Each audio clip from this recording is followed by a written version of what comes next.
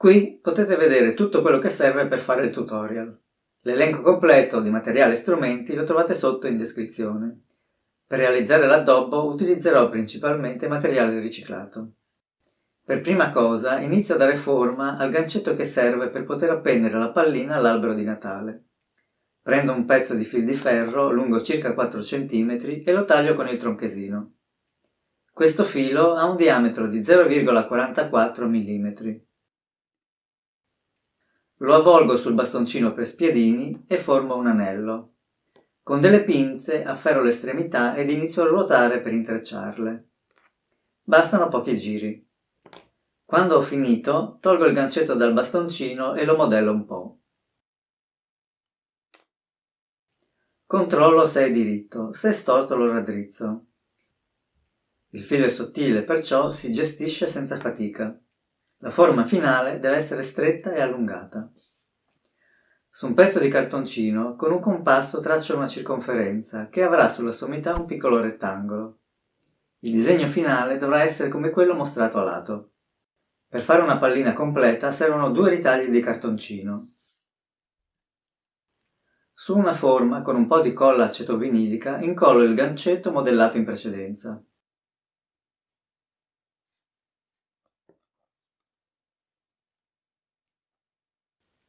Unisco le 2 sagome in cartoncino con della colla vinilica che distribuisco su tutta la superficie.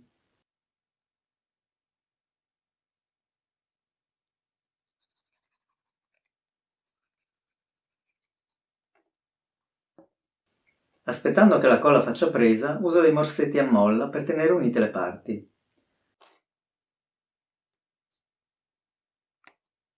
Se dopo l'incollaggio ci sono delle imperfezioni, uso una limetta per unghie per smussare dove serve.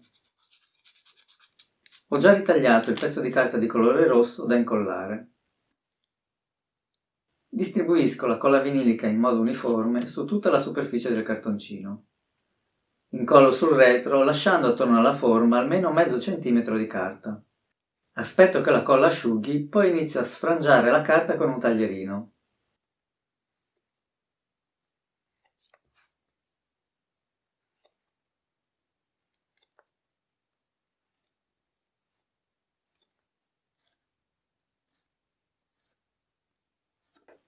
Con le forbici elimino l'eccesso lasciando circa mezzo centimetro tutto intorno. Inizio a rivoltare le frange fissandole via via con della colla vinilica. Parto dalla zona con il gancetto, poi proseguo su tutto il resto.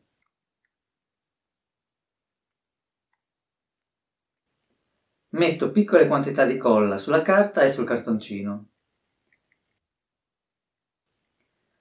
La colla trattiene la carta quasi subito, anche se bisogna attendere un po' perché asciughi definitivamente.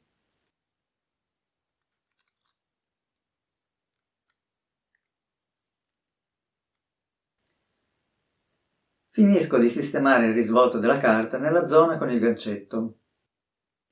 Taglio con un paio di forbicine il lembo di carta, facendo coincidere la linea di taglio con il gancetto. Quindi piego all'interno le 2 parti e le fisso con un po' di colla vinilica.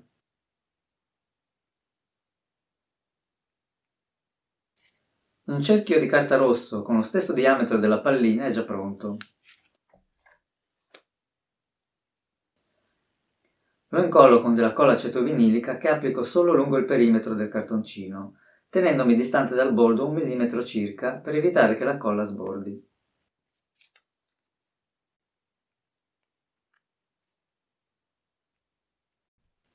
Per decorare la pallina userò il verde di questa pagina di volantino e la parte argentata di una confezione di biscotti. Usando le forbici con lame a zig-zag ritaglio dalla carta argentata delle piccole striscioline.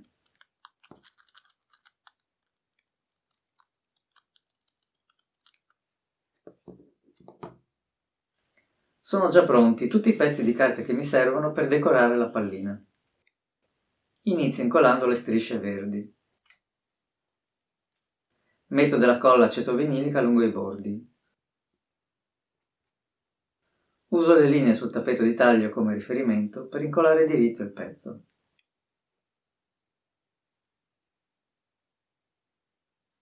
Anche questa striscia di carta deve essere sfrangiata e rivoltata. Perciò taglio l'eccesso con le forbici, sfrangio con il taglierino e incollo con colla vinilica entrambe le estremità.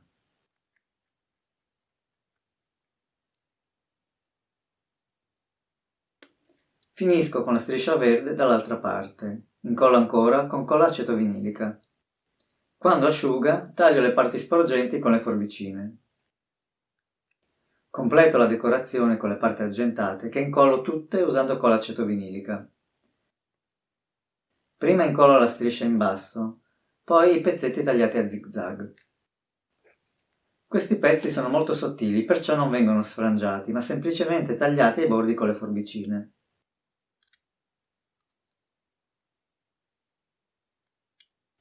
Incollate tutte le decorazioni, non resta che rifinire la parte con il gancio.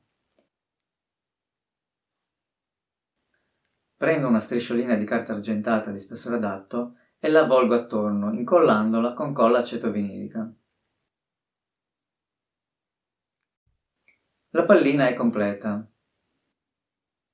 Se volete si possono aggiungere altri elementi decorativi, come questi piccoli cerchi che potete facilmente ottenere da una banale perforatrice per fogli.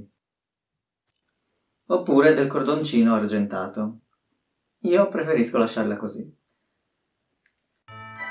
Naturalmente, usando carta regalo di vari colori e disponendo le decorazioni in modo diverso, potrete ottenere tantissime varianti.